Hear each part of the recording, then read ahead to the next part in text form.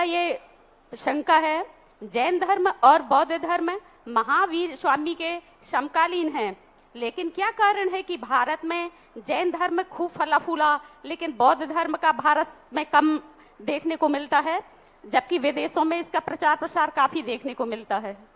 समीक्षकों का कहना है कि बौद्ध ने साधु तो बनाए लेकिन श्रावक नहीं बनाए, और महावीर ने साधुओं के साथ साथ श्रावकों की भी आचार संहिता बनाई, और जहां दोनों रहेंगे तो मार्ग सुरक्षित है। क्योंकि साधु मार्ग पर चल सकता है लेकिन मार्ग की सुरक्षा नहीं कर सकता। चल सकता है मार्ग पर लेकिन साधु सुरक्षा नहीं कर सकता, और श्रावक चल नहीं सकता है लेकिन मार्ग की रक्षा कर सकता है। इस कारण से ही चला गया। दूसरा कारण रहा कि उसके अंदर मूल रूप से अहिंसा की आगाज को लेकर के वो चला था, और उन्होंने हिंसा का अपना लिया।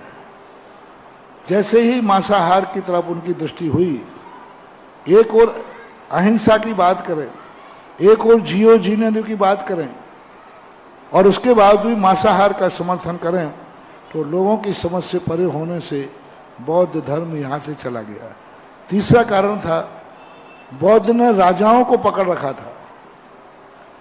राजाओं की तरफ उनकी दृष्टि थी, प्रजा से उनका कोई संबंध नहीं था। बौद्ध के भिक्षु हमेशा राजा को अपने कंट्रोल में करते थे, और राजा के अपने वश में कर करके और धर्म का प्रचार प्रसार कर लेते थे। लेकिन राजा चले गए तो बौद्ध धर्म भी चला गया, क्योंकि उन्होंने श्रावकों को, जनता को कभी मौका दिया ही नहीं। उन्हें तो राजाओं से मतलब था, और राजाओं को अपने वश में कर कर अपने धर्म का प्रचार करते थे। इस कारण से ये स्थितियां कुछ हैं जिन कारणों से बौद्ध को भारत से जाना पड़ा। बड़ा मंदिर प्रोफेसर अवधेश जी, इसके बाद तैयार रहेंगे ब्रह्मचारी श्री विनय जी। विश्व वंदनीय पूज्य गुरुदेव के चरणों में हम सबका सहस्त्र कोटि नमोस्तु। प्रश्न पूछिए जी।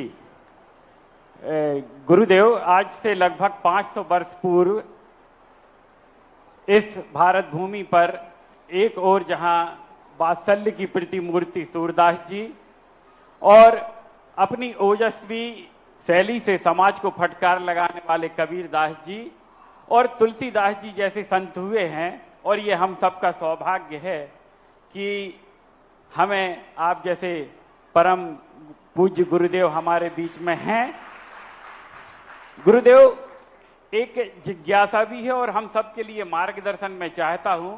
आज के प्रवचन जब आपके हो रहे थे तो आंखें नम हो गई थी कि गुरुदेव 75 वर्षों में देश के आजादी के बाद हमने हर क्षेत्र में बहुत निरंतर प्रगति की है, लेकिन जब बात आती है चारित्रिक और नैतिक पतन की तो हम बहुत कुछ खो चुके हैं।